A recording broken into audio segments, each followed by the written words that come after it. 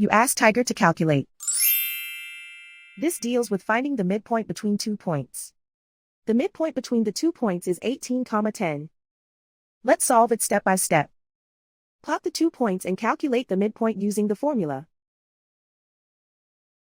The coordinates of point 1 are x1 equals 50, y1 equals negative 47. The coordinates of point 2 are x2 equals negative 14, y2 equals 67. PM represents the midpoint of the 2 points.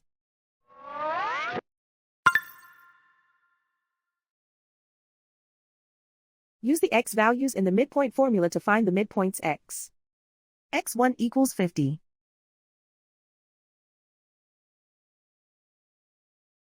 x2 equals negative 14.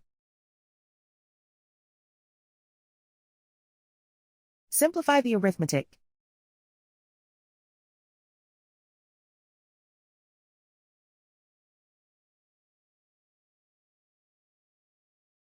Use the y values in the midpoint formula to find the midpoints y. y1 equals negative 47. y2 equals 67. Simplify the arithmetic.